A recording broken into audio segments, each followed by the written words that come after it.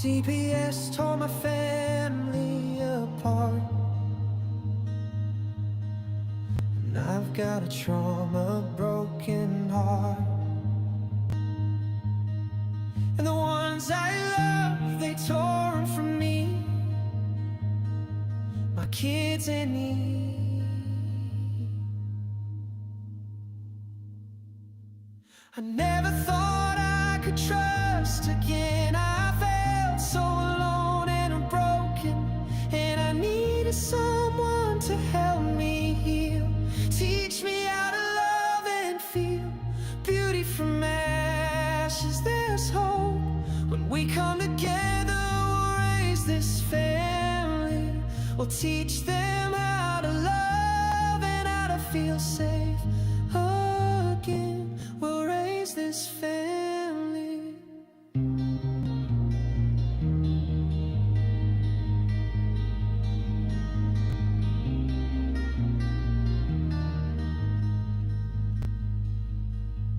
CPS tore my family apart, and I've got a trauma broken heart. And the ones I love, they tore them from me, my kids and me.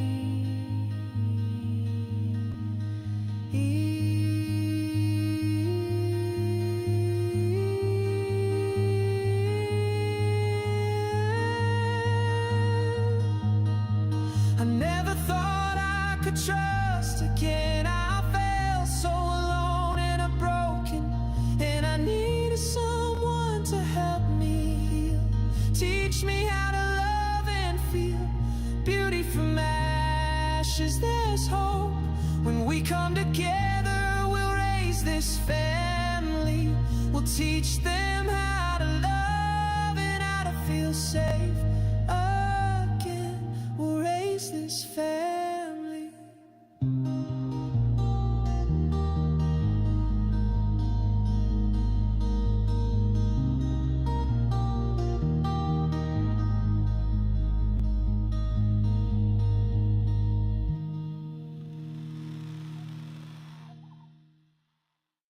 Hi, everybody. Happy Monday. So if you've kind of been following along with us the last couple of weeks, you know that CPS came to Gunner's house a couple weeks ago on a Monday. And then, and that was down in Tennessee. And then on that Wednesday, the following Wednesday, they showed up in Kentucky at my father's door. And we had informed them that we have a case against them, and we told them that they couldn't come back. Well, they came back this last week, and so we're dealing with some witness intimidation and harassment issues. So tonight, I really want to talk through some of the psychological impact that can happen when you go through a situation like this.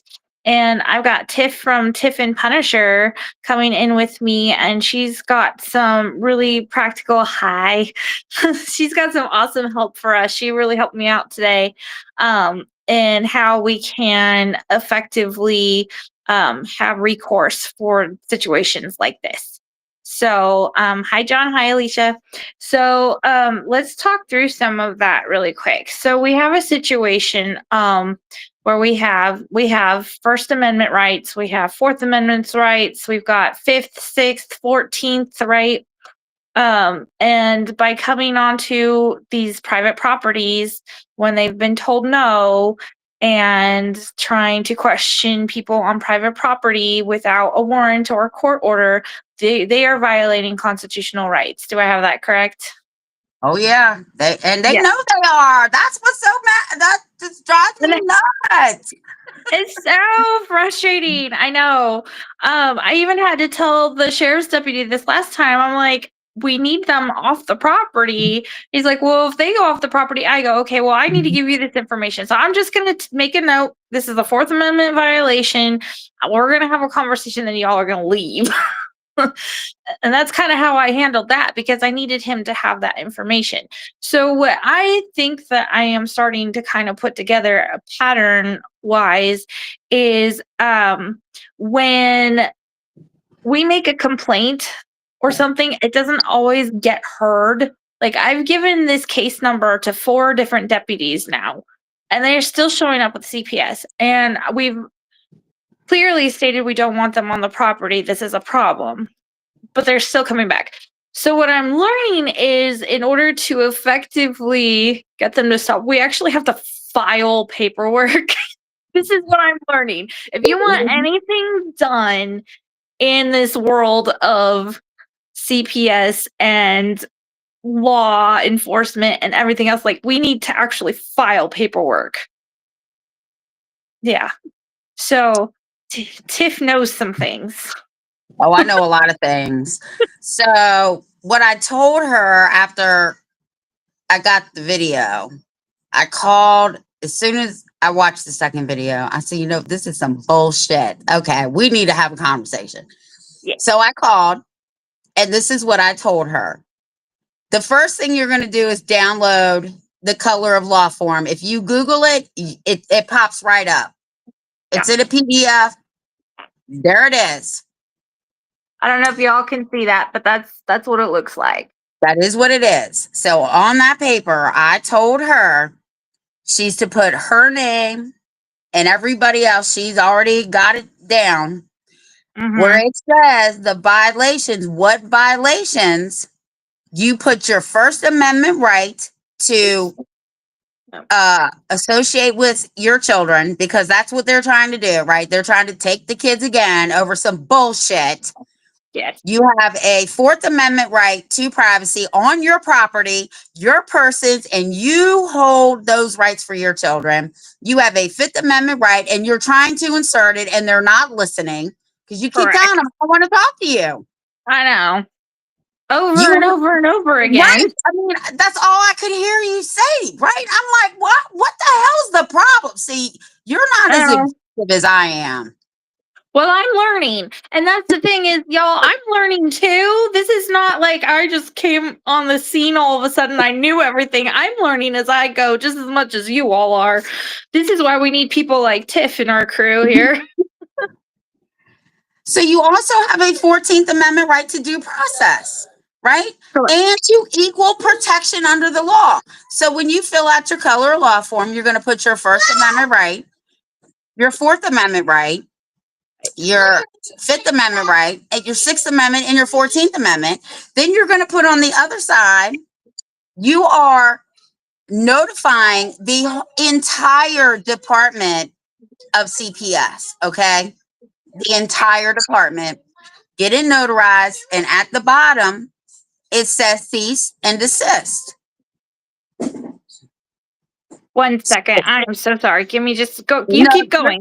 You keep going. Okay. Then the second one that you do is you go online and you type one up yourself, and you trespass the entire Department of Child Protective Service. It's as simple as that. Have it notarized, give it to the sheriff's department, and have them serve them.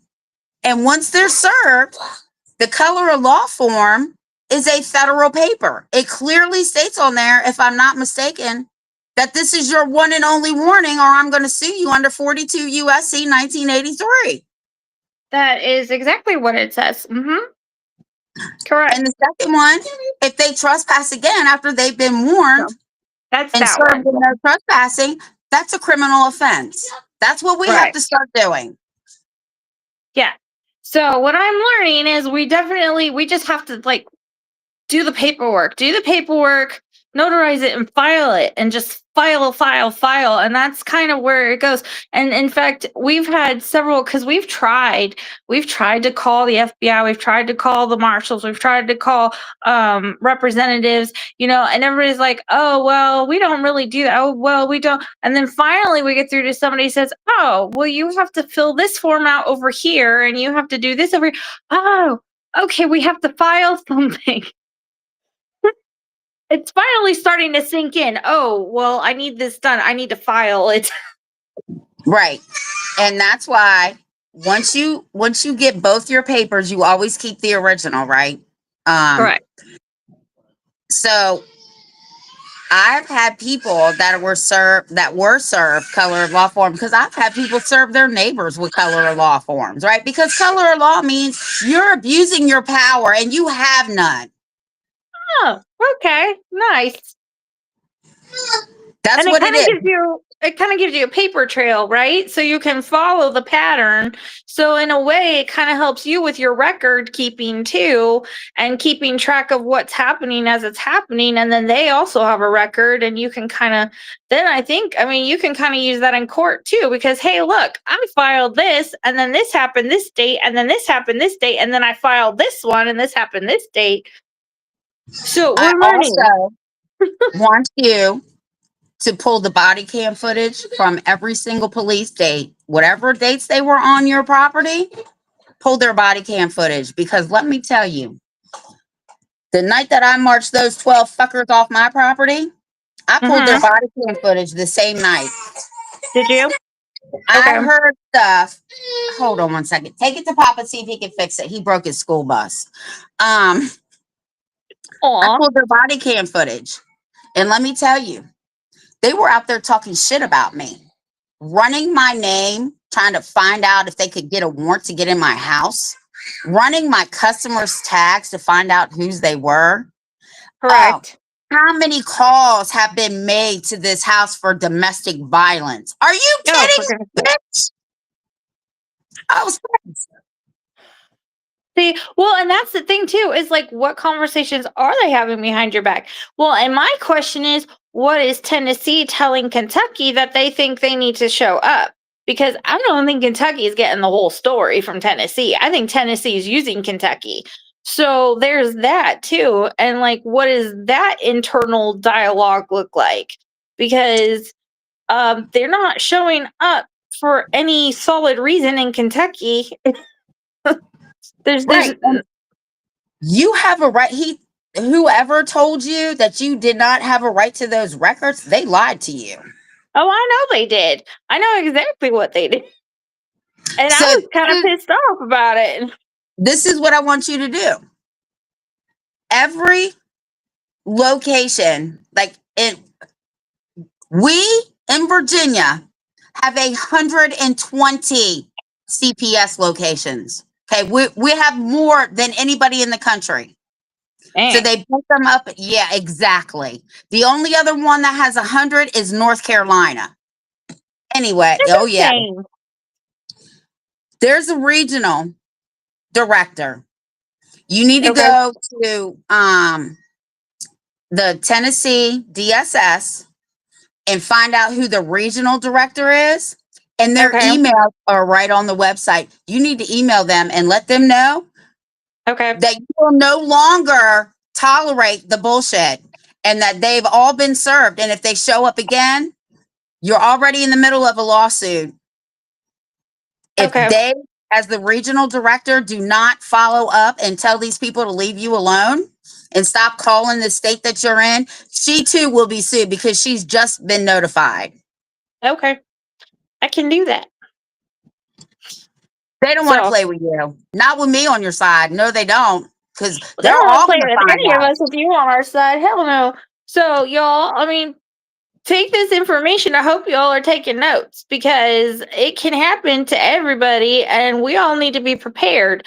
So we need to start thinking in terms of filing paperwork. There's a form for everything. Have you all ever heard that? When you're working with the government, there's a form for everything. So start looking up those forms. Let's find them and we'll just start filing. And Oh, yes, I, Alicia, I have given my case number to 4 different deputies now. And it's still, and my dad, he went down to the sheriff's department today to make a fuss and he said they didn't care. And I'm like, well, I found out we just need to file some paperwork and I'll take care of that. So, well, were the, because I really wasn't paying attention to what I was seeing. I paid more attention to the words they were using. mm-hmm. Were they police officers or were they deputies from the They sheriff's were department? sheriff's deputies from the sheriff's Okay. department. Yeah. You need to remind them that they are not code and statute enforcers. They are constitutional enforcers. Okay. That's Well, I their think my job. dad did today, but he's like, they just didn't care. And he had to file FOIA, which is another really handy thing that we can file is a Freedom of Information Act form, people. You need to look up Freedom of Information. You should keep them on hand for the amount of stuff we have to file Freedom of Information Acts for.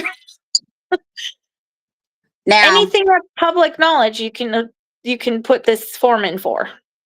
so there's a certain way you have to do it, right? Because I told people this before Darren and I started our show, and everybody was like, "Oh my God, Tiffany, they're not responding." I said, "Well, tell me what your paperwork says." So they told it to me. I said, "Yeah, but you're missing a couple things."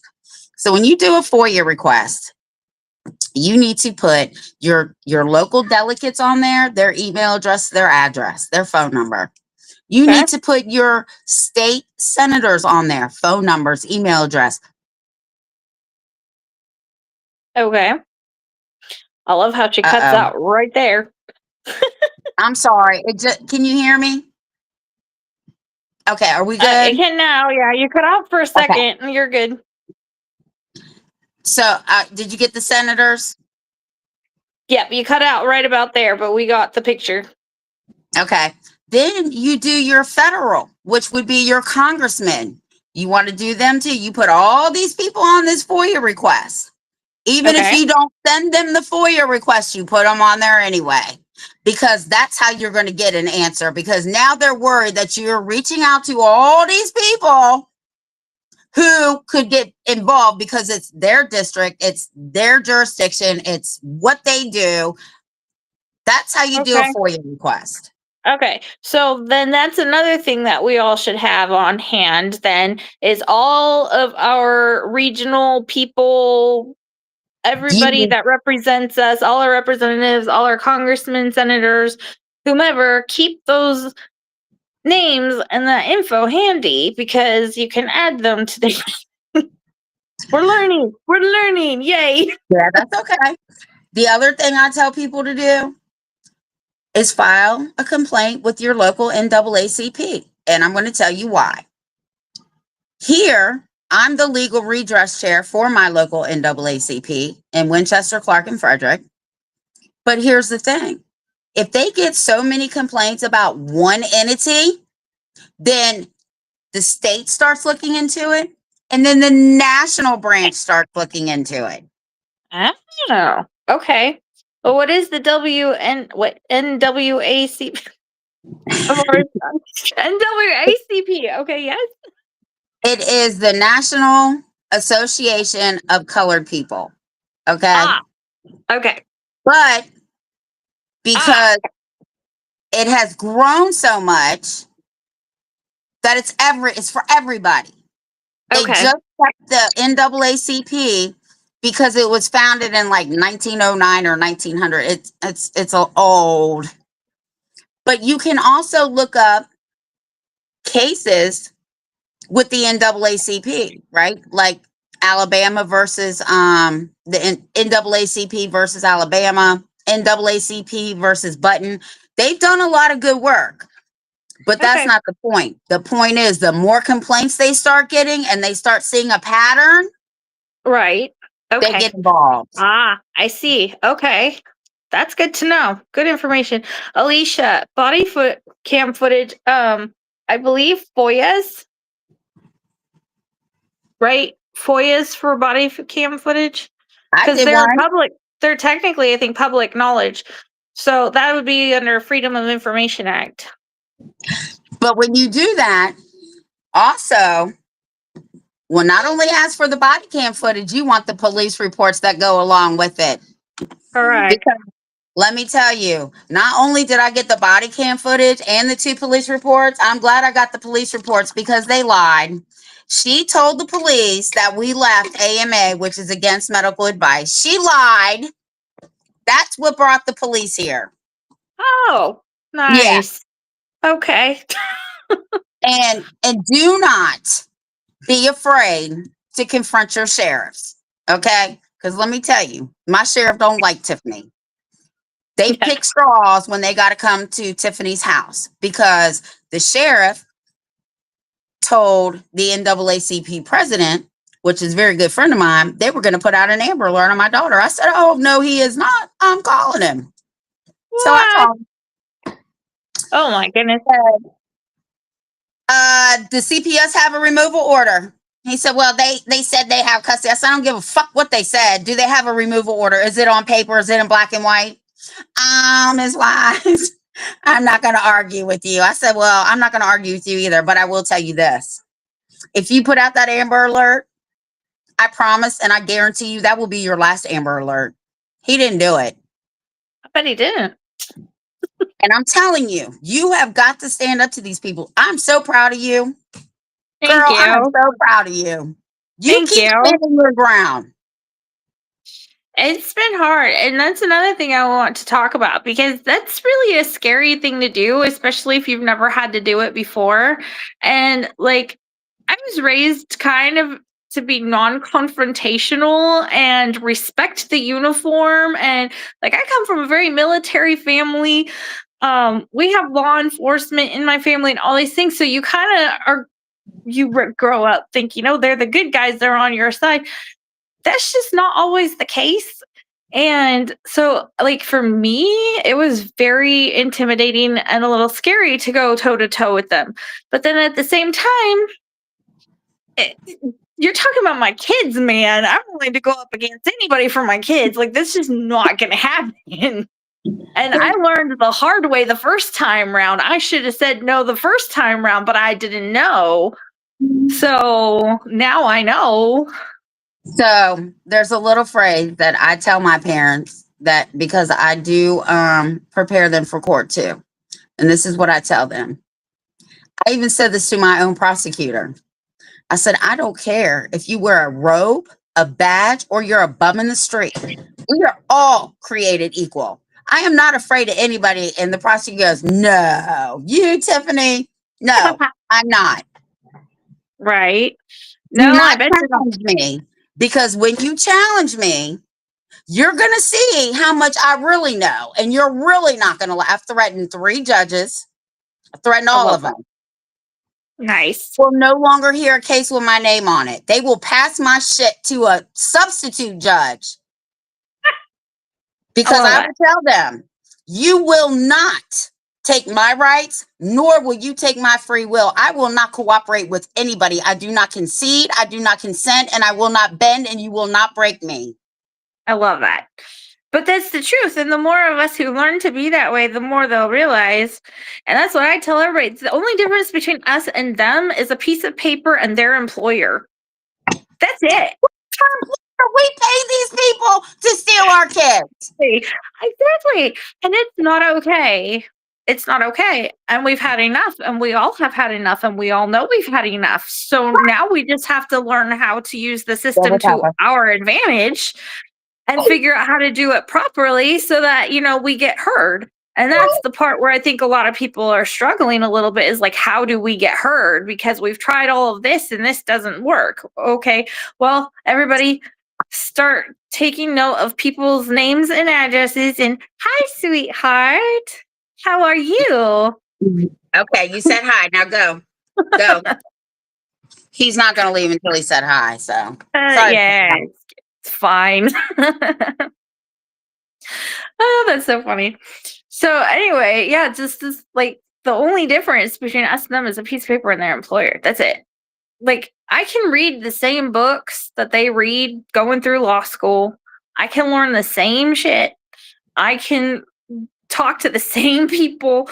I can visit the same websites. I've got a library card. I know how to use it. Yeah. And here's the thing. They play on your ignorance of the law, right? They do. So you don't even have to know the law because the superior law of the land is the Constitution. Okay? Correct. There's no laws in Tennessee, Kentucky, Virginia, all 50 states. There's only one law in every state, and that's the state constitution. Statutes, codes, rules, regulations, ordinances, policies, and procedures, They're not laws. They're not even enforceable. Now, I told you I have 400 copies of the color of law form. You did. The last time, because I own a business and I run it right out of my goddamn house. So my neighbor kept calling the county and the sheriff's department on me. So here I go. Oh, I put man. up the Virginia Constitution. I said, what does it say? Oh, this says the homeowner is in control of his or her property without any government interference. Now, if you want to tell me how to do my business, or you want me to do this, that, and the third, my house is on the market for $500,000. You can buy it. I'll move and you can control the property all you want. But until then, leave me alone or I'm going to serve you with the color of law form. And I told him the same thing. Codes, statutes, ordinance, rules, regulations, policies, and procedures are not laws. They do not supersede one, the Virginia Constitution, nor do they supersede the Constitution of the United States. And I said, we can have a whole discussion about this. I haven't seen them in 5 years. I love that. So, get your state constitution, have a copy of your regular constitution, your full-on federal, right? Gotta know these things, people. You need a And copy of your state constitution, your Bill of Rights, like ours in Virginia is called the Declaration of Rights. So depending on where you live, it'll be called different things. But it's also your Bill of Rights in your state. You Okay. need the federal Bill of Rights, and you need the federal Constitution. If you have all four of those things, you can be unstoppable, because it's the Constitution is going to be 250 years old next year. You do not supersede, not the president, not a bum in the street, not me. Nobody is above the Constitution. True. So I hope you all are taking notes on this, because I know I am, or at least Gunner's going to remember to remind me later. But that's what it comes down to. And here's the thing. What I've heard CPS workers tell some of my people, well, it's our policy to come out here. Okay, but we don't have to follow that policy, bitch. We don't work for CPS. That's your policy. Yes, You have to follow that. Yeah. And if you guys want the link, I've got the link now to our policies and procedures. We went through all of the manuals for all 50 states, and we highlighted where they're unconstitutional in their policies and procedures. So I've got that. You guys can reach out to me if you want to find yours. Oh, you can send me Virginia's. Boop, boop, boop. That way I ain't got to go search for it. I have it though, but you highlighted it, so that makes it easier for me because I'm blind. I know. Well, we had to do this, and then a friend of mine said she put them all through one of her AI thing, and she's like, "Oh my gosh, there's so many." And I'm like, "Yeah, we did that by hand. It sucked." Yeah. Oh, I bet it did. So those are things that are really important to have on hand. Your constitutions of your state and your country, and your bills of rights, and keep some of these forms handy. Keep the information for your representatives handy, and learn how to file your paperwork. And honestly, find a good notary that you love that you can go to anytime. Yeah, absolutely. Notaries are handy. I had no idea. Oh yeah. Or you can go to, if you have a bank, you can go right to your bank. The only thing they will tell you that they cannot notarize is a will, and there's two things they cannot notarize. One of them is a will. The other one, it must not be important, so I don't worry about it. But I've also helped parents win using the UCCJEA Act, the Universal Child Custody and Universal Child Custody Enforcement Act. There's a federal one and there's a state one. Use them. Okay. So write that down. UCCJEA. And then, it's oh my God, I just said it. It's Universal Child Custody Enforcement Act, or a Jurisdiction Act. Just look up UCCJEA. Get the federal one, and every state has one too. And There's so much information. So every year, So much. every state comes out with a bench book. Virginia's comes out in October. They're very lengthy. They are. Loaded. Because everything that's in that bench book has come down from your Supreme Court in your state. Okay. All you need is to go to family court and dependency court. You don't need the rest of it. But you need to be on the same playing field as them. So if you know what the Supreme Court of Virginia says, it's right there. Every judge gets one every year. They update them. Yeah. I think we went through ours when we were trying to work on our cases, and we're going like, why does it say all of this, but then they're doing all of this, and this does not match up, and it does not make sense. That's why you need that book. Now, Virginia's is like 667 pages. They're very long. If you have to print it, just print it and highlight the parts that you need. And it's UCCJEA. Just make the I and E. Yeah. So yeah, those are books that everybody should be reading. The biggest one is You've Got to Know Your Rights. Like, if you all saw my videos on Tiff and the Punisher, I tell this bitch, she has Fourth Amendment rights. My favorite line is, you have a Fifth Amendment right to shut the fuck up. She has 14th Amendment rights. I even asked this chick, do I need to continue? I mean, really? No. Well, apparently I do. Oh my gosh, yeah. And it's so frustrating because they just run right over you. Like the other day, my parents both, like my dad was so upset. He's like, you need to get off my property now. But then, like, they wouldn't move. And then I arrived and they're like, well, are you Sharon? I'm like, yeah. And they're like, well, da, da, da. I'm like, you need to leave. You've already been told this. Like, and then the deputy goes, well, they just had to be able to tell you what they had to tell you. And I'm saying, like, no, they didn't. They were asked to leave. No, they don't. They don't need to tell you shit. Oh, I know. When they were looking for my daughter, this is no lie, I even put Humpty and Dumpty, right? They sent foster care workers here to my son's house. But see, this is how dumb they are. I recorded you all. I got cameras. I don't know how you missed them, but I got you on recording and I put them up. Then they realized who we were, right? Because we used to tent all the police cars. Oh, well, no, we don't do that anymore. Not for this sheriff. Now we do it for the other sheriff. No, you will not. So I called my daughter's lawyer and he said, trespass everybody. I said, how?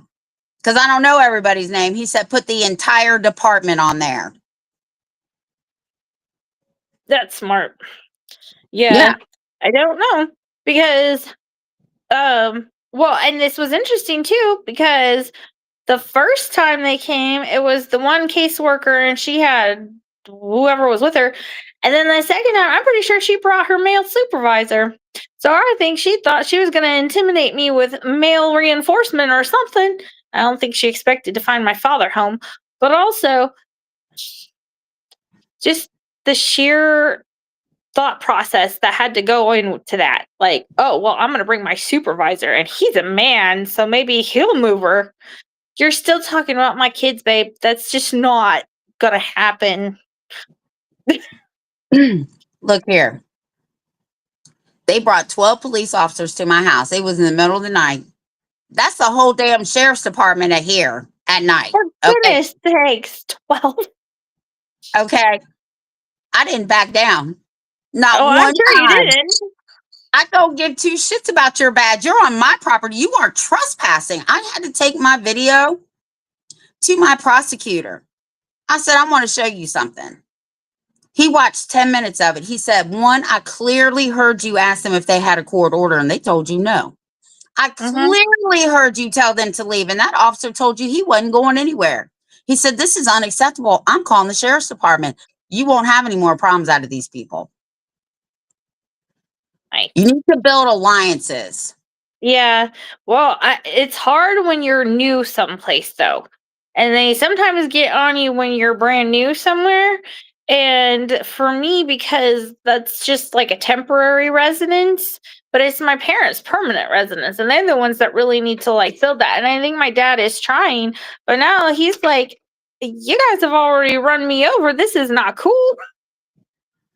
So If I was your dad, I would call the prosecuting attorney there, because we the people elect them. Okay, so let's not forget that they're elected right. officials. They work That is for us. true. And I would take that video and I would go down and I would tell him, you need to get control of this, because they are going to stop harassing my daughter and my grandchildren and my wife and I. And the officers need to learn what their job is. They are not police officers, peace officers. They are deputies of the sheriff department, and they are constitutional deputies. They are not code enforcers, and they are not statute enforcers. That's not their job.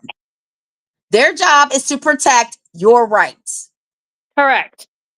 They sure didn't do that. And those poor baby deputies had no idea what they walked into. And I just looked at them, I said, ugh, this is like so cruel for them to like drag you into this. Y'all are just barely getting off into this. Like they were so young. It's terrible. Well, here's the thing. But then who's training them? Because obviously they're not being trained properly.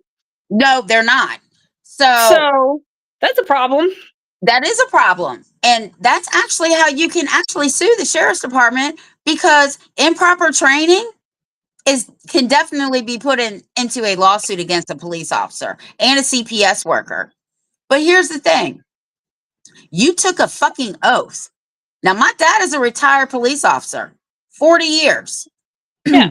When I told him about this case, he said, you should have charged all those police officers with criminal trespassing.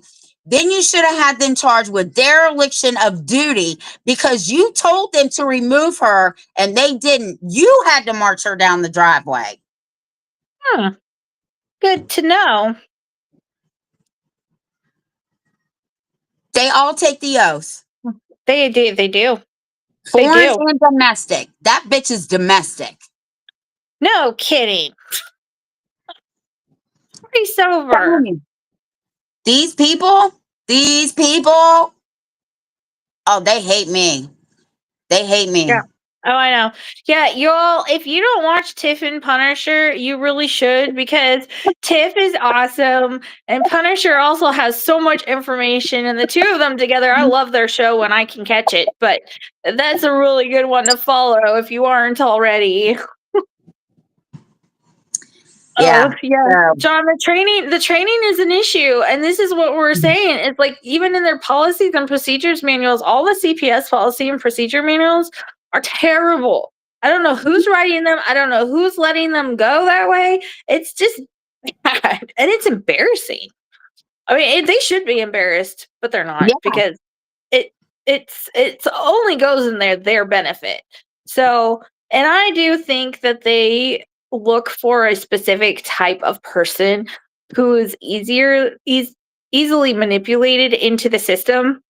And I was just having this conversation with someone. In fact, I think it was Alicia. I think we were just having this conversation because I was talking about hero complex. And hero complex is one we see a lot in caseworkers, where it's just this deep-seated need to be helpful and to be somebody's hero and to have the attention and the the accolades and all of that. And we see this especially when they're posting, we see this in so many caseworkers. And I turned around, I told her, I said, do you realize how easy it would be for CPS to manipulate a personality disorder like that? Like, all they need to do is tell them, you're going to go into people's homes and you're going to rescue these poor mistreated children, and you're going to bring them under our care, and you're going to put them with somebody who's going to care for them better. And like, it would be so easy to manipulate that. And I think they truly look for people with a specific set of psychological and mental situations that they can just hire and do that. I look at them a little bit different because I've been doing this for 36 years. They're Okay. narcissistic Yes, and very they're much so. very narcissistic, but they are manipulative. And if anybody wants to know how you can tell when a CPS worker is lying, their fucking lips are moving. Okay? That it's as You're simple as not that. wrong. You're not Right. wrong. No, because they are not allowed to lie to you, but they do it anyway. Oh, they do it all the time. Right. These people, now I had a lawyer tell me this. CPS is messy and they're nothing but a bunch of kids that got bullied at school. So now they're in this position of power and now they're bullying the people that are weaker than them. I said, Felt well, that. that's funny. I felt Let them that. roll up on my property again. Because one of the things for her to represent me is she said, yes, because they brought me in as a joiner because I wouldn't tell them where my daughter was. My daughter was 31 years old. I am not her fucking babysitter. Okay. Right? What? And right, that's what they said. Oh, we're bringing her as a joiner. She's hiding her daughter in the ward and this and the third. So my lawyer said, look, I'll represent you. I normally don't take CPS cases, but I've known you a long time. But this is what you got to do, Tiffany. I got that. That's so funny. That's so funny. No. Well, you're so not wrong too, though, because they do operate. Well, the whole system operates like a narcissist. It really does, and they're trained a very specific way to act like that.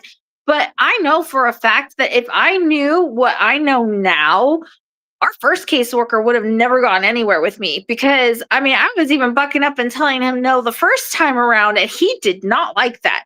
So I got threatened and put in my place, so to speak, and I did not know what to do. And I wish I had known more now, like what I know now, but I didn't. So, but yeah, they don't take much to push back, honestly.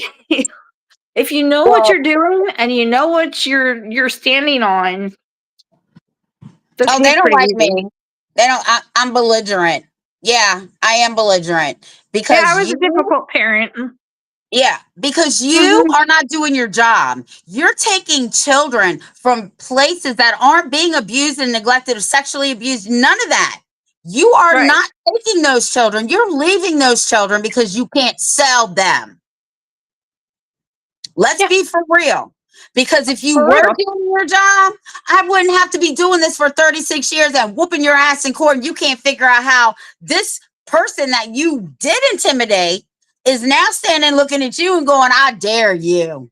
I dare you. Step on my Uh-huh. property if you want to. Exactly. And that's where we need to get us all because the more of us that can stand up, the less jobs they'll have to I mean, they won't be able to fill a job. So that's kind of Well, the good thing is here in Virginia, when RFK came out and said the 28 departments and health and human resources is going to be cut to 15, that was on a Wednesday. That Friday, there's a big article in our newspaper said 10,000 social workers will be fired oh, into the month. I said, boo-hoo, break oh, my heart. right. Are you going to go get food stamps? Are you going to go get TANF? Are you going to go do this? Oh, let's find out if CPS is going to show up at your door. Oh my gosh, that's so funny. And that's what I mean, like, I tell me, why do we need them? We don't. We really don't. Why do we need social workers? They're doing our job, the job that we are supposed to do as the people in a community. We are supposed to be helping each other. We're supposed to be supporting each other. We're supposed to be giving each other a hand. Like, we don't actually need them.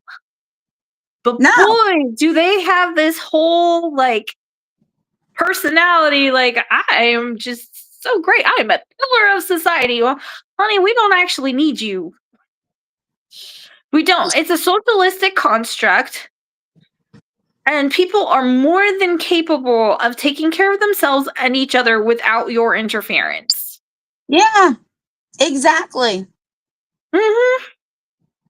It just, some days I just am like, I can't do this anymore. I've been doing this so long, I just get headaches, right? And then Believe my you. phone rang, and it's Tiff and the Punisher song, and I'm like, woohoo, who's calling today?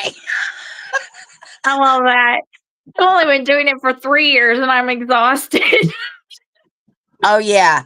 But here's the thing. If everybody literally, and I tell people this, I'm going to tell you the same thing that I told Darren and a couple of other people that are now doing this. I said, trust me when I tell you, if you would know me, your case would have been a whole lot different. Because I'm going to tell you, my daughter FaceTimed me with CPS standing at her door. And I told him, you better have a removal order. You better have a warrant to enter that home. Those are two separate things. You better have every T crossed and every I dotted, because I'm not the grandparent you want to play with. And if you're still there, when I get there, you're about to find out. He left. Yep. He left before I even got there. See, that's what we need. That's the kind of energy we all need. We all just need to take on Tiff energy. We got this. We got this. We're going to learn. We're learning. And that's what it's all about, right? Because I've said this on my shows before Darren and I started, and even when Darren and I started. You can disarm somebody with a weapon. You can't disarm a motherfucker that's got knowledge and power behind it. You just can't. That's very true. Knowledge is power. And that's why we do what we do, because we want everybody to have this knowledge and this power for themselves and their families. Otherwise, we're just not going to get anywhere. No. And I tell you what, now my daughter, my son is me, okay? He was my 21st birthday present. He's another me, just a male version. And my daughter was crying to me, right? They were looking for her. And she's like, Mom, maybe I should just sign the safety plan. I said, now I'm not your mother. Now I'm your advocate again. I will break every fucking bone in your body if you sign a fucking safety plan, because then you give them permission to adopt out my grandson. Absolutely not. She didn't do it because she knew I would have hurt her. I would have hurt her. No joke. I would have hurt her. Well, and I mean, sometimes that's what it takes. It takes accountability and it takes support. We were not meant to raise children alone. Mm-mm. And I don't know why we're all out here trying to do it all on our own. We were not meant to raise children on our own. We were meant to raise children in communities like a village. It takes a village. Like, there's a reason that is a saying. You cannot possibly raise children by yourself. It's impossible. You just can't. I'm sorry, you just can't. So for those of you out there who are trying to do this by yourself, maybe it's time to reflect and take a look at who's around you in your circles, and maybe you need to make some changes, because there's still good people out there who are willing to be a part of a community, who are willing to help and support you. You just have to find them. Well, not just that. I think people are afraid to ask for help. Like, if they ask for help that they failed. Well, I'm going to tell you, I got 4 biological grown kids with kids. I got 10 grandkids, and I have 2 stepsons. And here's the thing.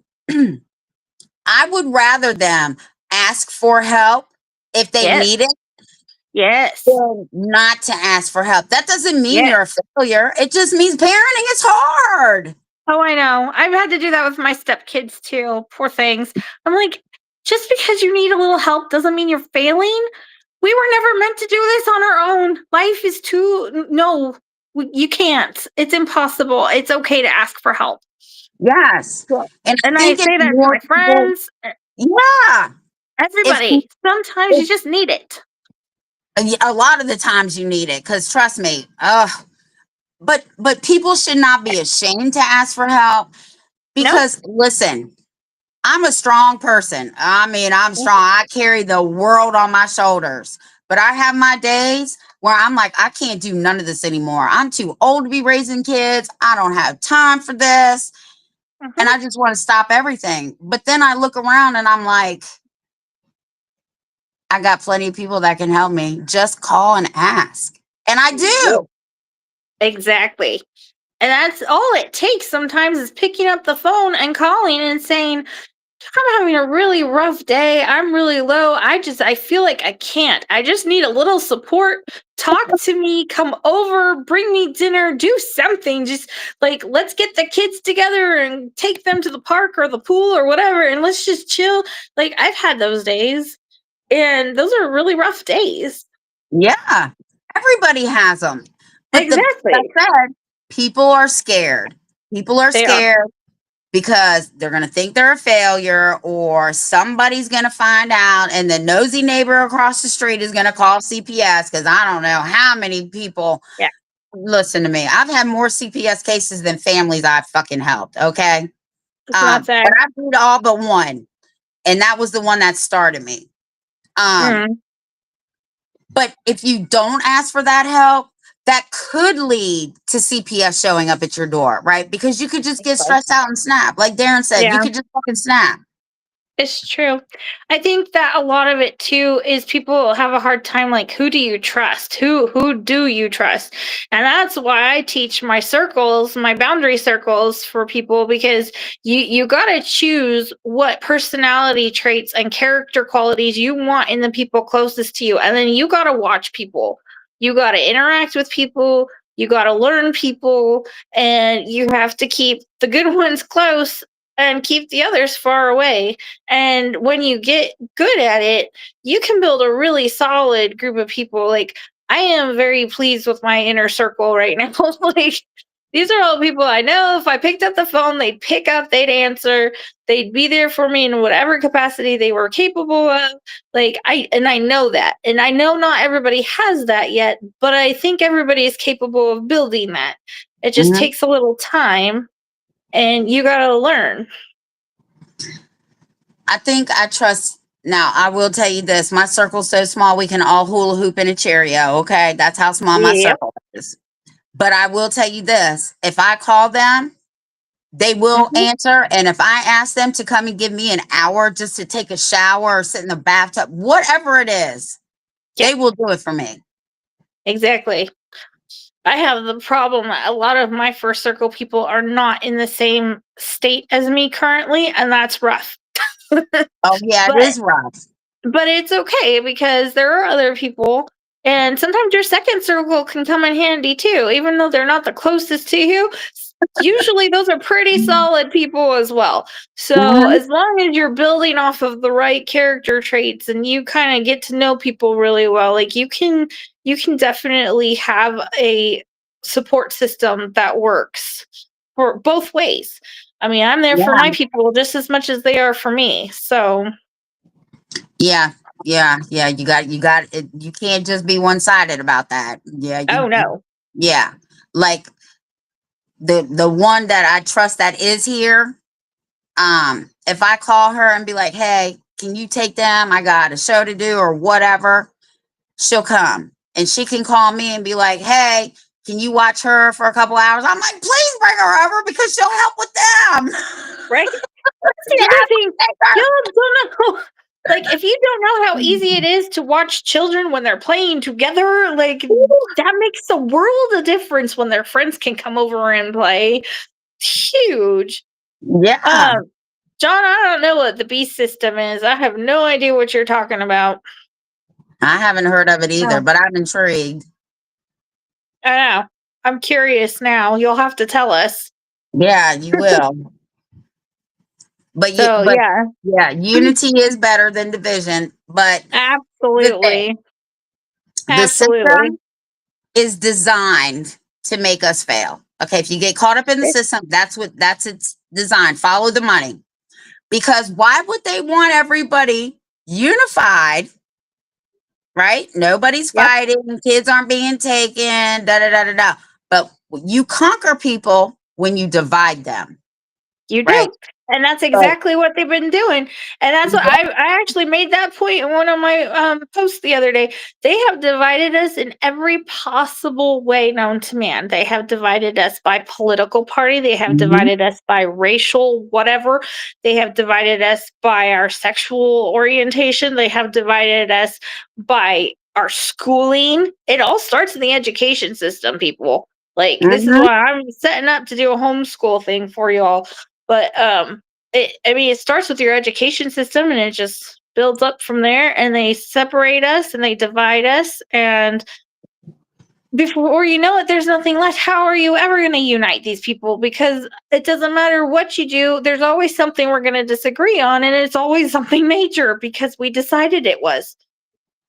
But our Well, children, I have said this to Gunnar, if there's one thing that I will stand with absolutely anybody on this earth for, it is our children. mm-hmm. And I think most people would agree with me. That's what it's all about, right? I don't care if the parent was cussing the child. I don't care about that. Is the child being abused in any way? I have a mouth like a sailor, and I'm not gonna lie. I don't care where I'm at. You piss me off, fuck's falling right out of my mouth. Okay, I don't care. Well, it happens. But that's another thing I want to talk about. School, right? Mm-hmm. So my rally is Saturday, and we are handing out because school is daycare for me. Okay, just I'm putting it out there. It always has been. Yep. Free daycare. So I have papers that I'm going to be handing out, and Darren's putting a little packet together for everybody who's online. And in that packet, there is a letter that is sent to the school, right? And it clearly states, because we do not contract with CPS, but the schools do. Correct. So we're not contracting with CPS. You contract with CPS. You are now contracting with me. And this is what the contract says. You will not, under any circumstances, talk to this child about anything outside of education unless I am here. If I am not here and you do that, I'm going to sue you for violating his rights, my rights, and the contract under 42 USC 1983. Correct. So that you will be given that paper online or in person. Darren also has cards for kids that says I am under 18. I'm invoking my 4th Amendment right, my 5th Amendment right, and all this stuff. So once you get this paperwork, you have to have it notarized. What you're going to do is you are going to send it to your state board of education, your local board of education, and then you're going to take it to the principal. Now, they're going to tell you that you're crazy or whatever. But here's the thing. It's notarized. It's a legal binding document, and it states everybody. And I mean, it says from the principal to the janitor. Ain't nobody talking to this kid about nothing but education. Right? That's going to protect the parents and the child. Yeah. You have to have it covered because that is one of the things. It's even written, I'm telling y'all, it is written into their policies and procedures that they can go and question a child at school without notifying the parent. And the parent just has to be notified within 24 to 48 hours. It is written into their policies and procedures. You want to have your butt covered at This school. says CPS, the police, the principal, the guidance. It names everybody. And I mean everybody, but God. God's the only person that ain't on there. I'm telling you. Well, yeah.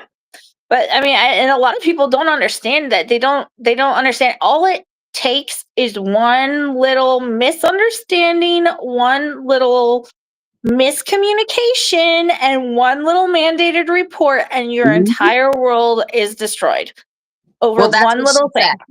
The principal was like, well, Miss Wise, what if he wants to talk to us? I said, I don't care what he wants to talk to you about. My ass better be at this school before you continue to listen. That's what I told her. I said, because I will sue you. Oh, Miss Wise, we don't want you to sue us. I said, okay, then we need to follow this paperwork.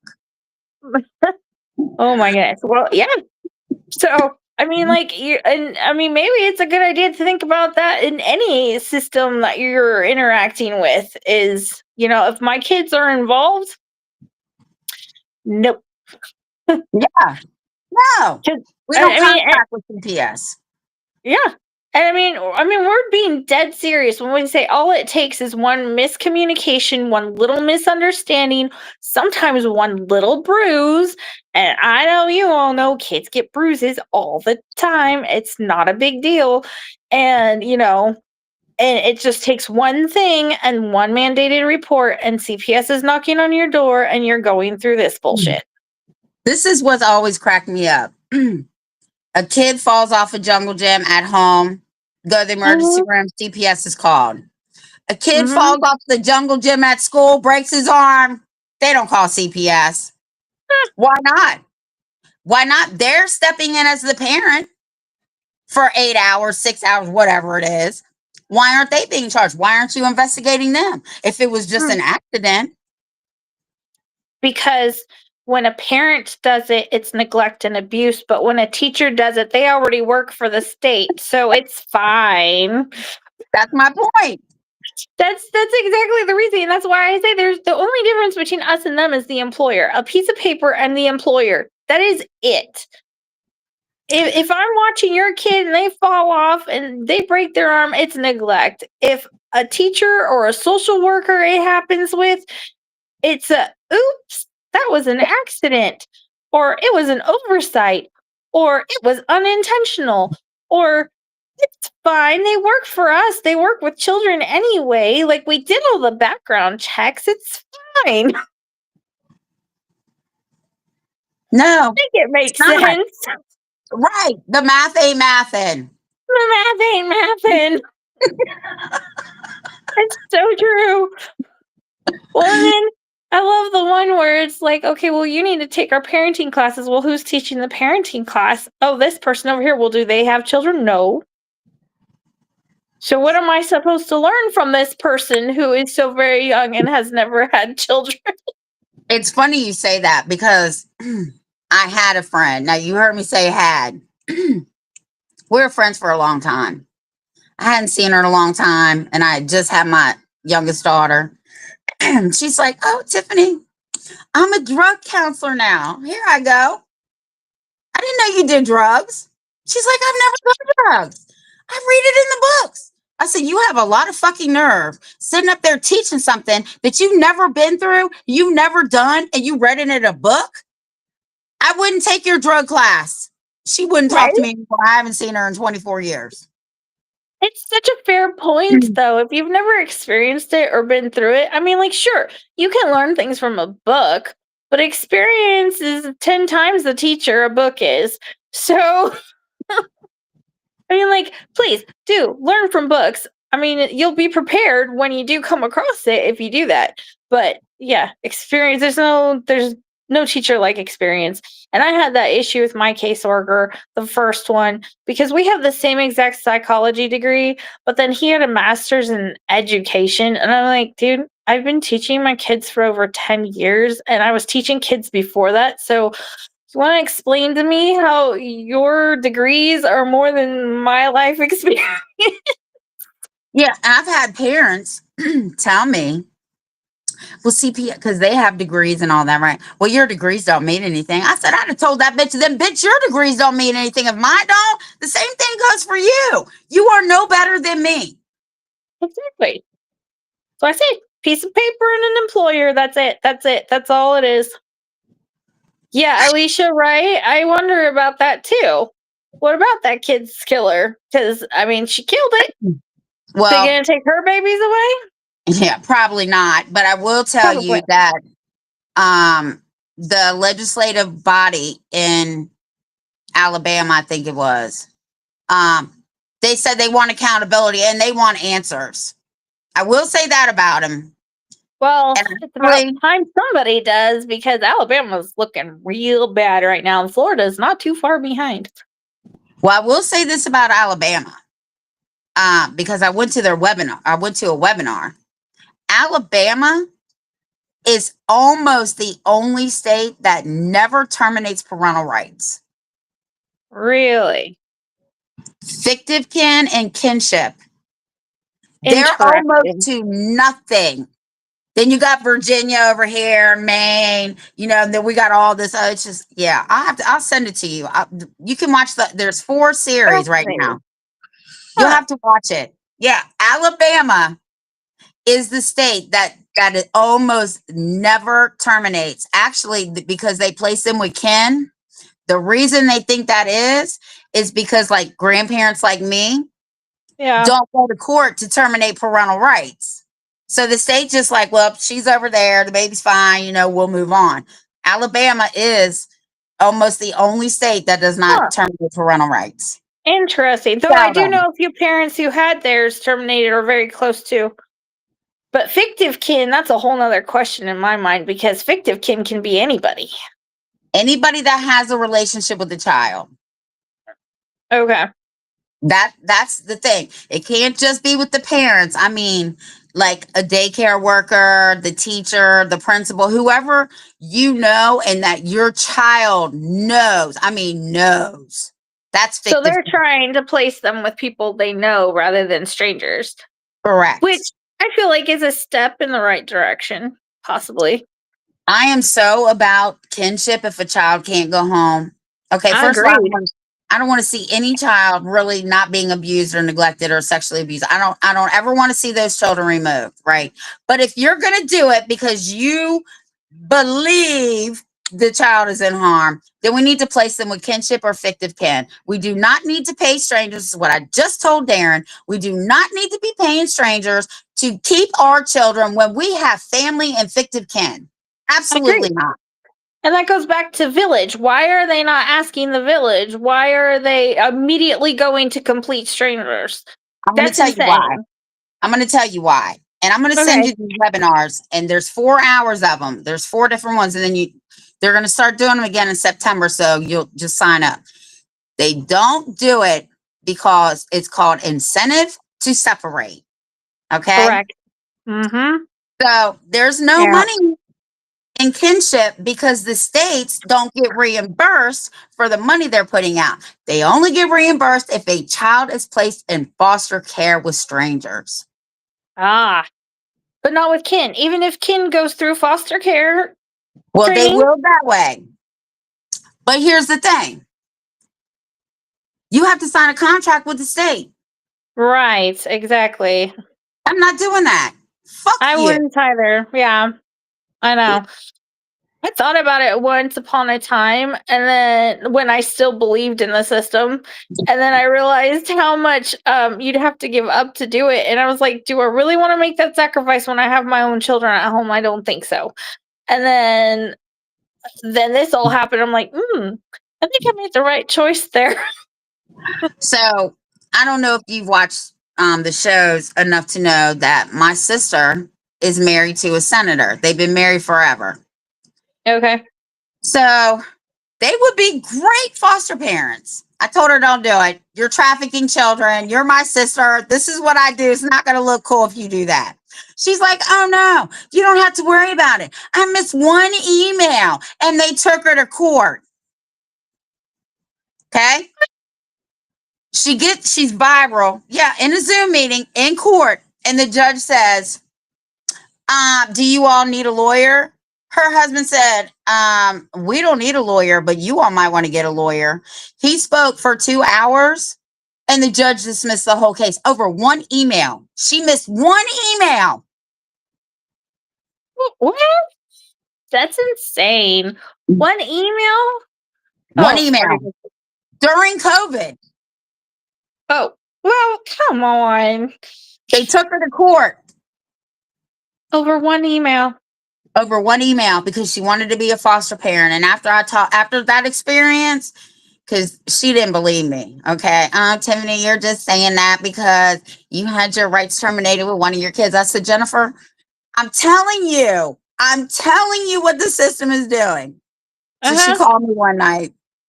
It was like 10 o'clock. I thought somebody died because that's the only time she calls me that late. I'm like, oh my God, who died? And she's like, oh, no, no, no, no. I just wanted to tell you that I did the research. Oh my God. And you were right. I said, that's fine. We'll talk tomorrow. Oh my goodness. That's so funny. Yeah, Lisa will get them to you. Wow. That's crazy. Well, you guys, I think we're gonna wrap it up. I'm getting tired and it's been a long weekend. Gunner might still be back there. Ah, there he is. He's on time tonight. So thank you so much, Tiff, for coming. Do you have any last minute words real quick? Learn the Constitution, federal and state. Bill of Rights, federal and state. Learn the UCCJEA, federal and state. Don't talk to CPS workers, period. That's it. Okay. Thank you so much. I appreciate you being here tonight. I know it's later than your usual time, but This was really helpful. Thank you. You're welcome. So, and y'all out there, please remember to take care of yourselves. Your babies need you to take care of yourselves, and your babies need you not to give up. I hope that you got a lot of really helpful information tonight, and we'll keep on learning, keep on plugging away. We'll get there eventually. We'll get there. It's coming. We will. It's coming. Trust me, It it's is. coming. I think it's a lot closer than we realize, and I'm excited for it. So, all right, good night, y'all. Thanks for coming. You are not your trauma. You are not your past. Let it rot. You are love, you are light, you are soul reborn. You're the calm in the eye of your own storm. On beauty and ashes, we say your name. We hold your pain. We light the path until you can walk it on your own. And even then, you're never true